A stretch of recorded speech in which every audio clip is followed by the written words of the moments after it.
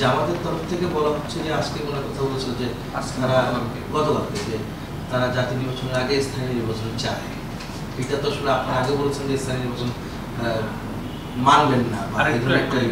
যেটা হলো আপনার এটার সাথে আপনার জামাত আরো বলছে তারা পিআর পদ্ধতিতে নির্বাচন চায়। এই যে পদ্ধতির ব্যাপারগুলো যেটা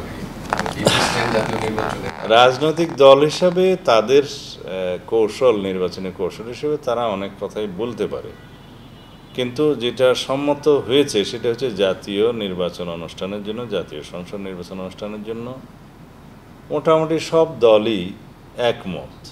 মাননীয় প্রধান উপদেষ্টার ঘোষিত অথবা ঘোষিত না বললেও সম্মত বলা যায় যে সময়, সেই সময়ের মধ্যে জাতীয় সংসদ নির্বাচনের জন্য সব পক্ষই, সব রাজনৈতিক দলই একমত। দ্বিমত হতে দেখিনি কাউকে।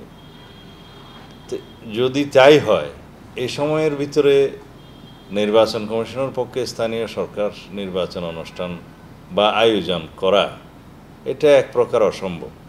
কারণ প্রতিটি স্তরে স্থানীয় সরকার নির্বাচন করতে গেলে কমপক্ষে 6 মাসের বেশি সময় লাগে।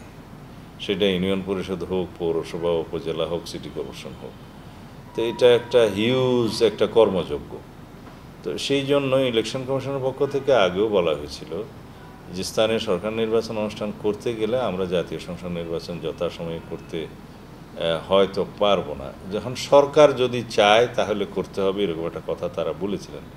তা এখন যেখানে বাংলাদেশের প্রায় সকল রাজনৈতিক দল তার জাতীয় সংসদ নির্বাচন অনুষ্ঠানের লক্ষ্যে যে সময়সীমা তিনি ঘোষণা করেছেন, সম্মত হয়েছেন, সে সময়সীমার মধ্যে সম্মত, তাহলে এখানে স্থানীয় সরকার নির্বাচন অনুষ্ঠানের তো কোনো সুযোগই নাই, প্রশ্নই নাই। রাজনৈতিক দল হিসেবে বিএনপির অবস্থান এবং আরও বহু রাজনৈতিক দলের অবস্থান হচ্ছে, আমরা জাতীয় সংসদের নির্বাচনের জন্যেই এতদিন সংগ্রাম করেছি, ভোটাধিকার প্রয়োগের জন্য এতদিন সংগ্রাম করেছি। আমরা তত্ত্বাবধায়ক সরকারের অধীনে একটি সুষ্ঠু, নিরপেক্ষ, অবাধ নির্বাচনের জন্য সংগ্রাম করেছি। স্থানীয় সরকার নির্বাচনের জন্য আমরা গণ অভ্যুত্থান করি নাই। তো জাতির আকাঙ্ক্ষা অনুযায়ী, প্রত্যাশা অনুযায়ী একটি সুষ্ঠু, অবাধ ও নিরপেক্ষ জাতীয় সংসদ নির্বাচন অনুষ্ঠান করাই এখন নির্বাচন কমিশনের প্রধান কাজ এবং মাননীয় প্রধান উপদেষ্টার এই সরকারের প্রধান কাজ।